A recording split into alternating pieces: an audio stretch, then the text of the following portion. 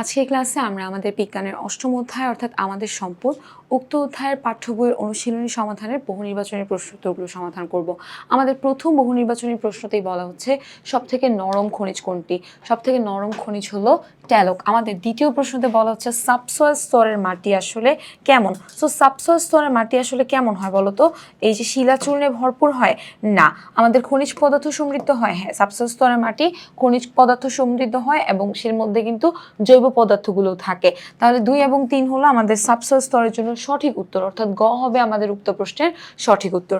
চলে যাব আমাদের পরবর্তী প্রশ্নতে। আমাদের পরবর্তী প্রশ্নতে বলা হচ্ছে নিচের উদ্দীপকটি পড়ে 3 এবং 4 নং প্রশ্নের উত্তর দাও। তাহলে এখানে আমাদের একটা উদ্দীপক বেস কোয়েশ্চেন বলা হচ্ছে টোকিও শহরে পারমাণবিক বিদ্যুৎ কেন্দ্রের কাছাকাছি মাটিতে কোন উদ্ভিদ আসলে কোনো উদ্ভিদ জন্মায় না, মানে ভালো জন্মায় না, কেবলমাত্র মাশরুম ভালো জন্মায়। তাহলে এই যে বিদ্যুৎ কেন্দ্রের কাছাকাছি মাটির মধ্যে কিসের আধিক্য থাকে? বেসিক্যালি বিদ্যুৎ কেন্দ্রের আশেপাশের মাটিগুলোর মধ্যে অনেক বেশি তেজস্ক্রিয়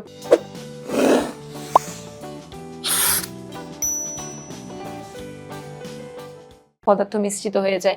তাহলে আমাদের উক্ত প্রশ্নের উত্তর হবে ঘ, অর্থাৎ তেজস্ক্রিয় পদার্থ। পরবর্তী প্রশ্নতে বলা হচ্ছে যে কোন মাটিতে ভালো ফসল আসলে জন্মায়? তাহলে আমাদের কোন ধরনের মাটিতে ভালো ফসল জন্মায় বলো তো? আমাদের যেই পলি মাটি আছে, অর্থাৎ আমাদের বালু, পলি এবং কাদা এই মিশ্রিত সব মিশ্রিত মাটিতে আমাদের ভালো ফসল জন্মায়। তাহলে ঘ হবে আমাদের উক্ত প্রশ্নের সঠিক উত্তর। চলে যাব আমাদের পরবর্তী প্রশ্নতে। পরবর্তীতে একটা উদ্দীপক বেস কোয়েশ্চেন দেখতে পাচ্ছি। এখানে এক্স একটা মাটির স্তর, ওয়াই একটা স্তর, জেড একটা স্তর, স্তরের কথা এখানে বলা হচ্ছে। বলছে যে আমাদের কোন স্তরে আসলে শিলা পূর্ণ থাকে। তাহলে আমাদের একদম মাটির যে তৃতীয় স্তরটা থাকে জেড স্তর, তো তারও নিচে যে ওখানে আসলে শিলা পূর্ণ থাকে। তাহলে আমাদের উত্তর হবে ঘ, অর্থাৎ জেড স্তরের নিচে। চলে যাব পরবর্তী প্রশ্নতে। বলা হচ্ছে যে সবচেয়ে উপরের স্তরের মাটিতে ভালো ফসল হওয়ার কারণ আসলে কি? মাটির মধ্যে আসলে কি থাকে? সো আমাদের সব থেকে উপরের স্তরের মাটির মধ্যে হলো গিয়ে খুব বেশি পরিমাণে বিভিন্ন রকমের জৈব পদার্থগুলো থাকে। তাহলে আমাদের উক্ত প্রশ্নের উত্তর হবে ক।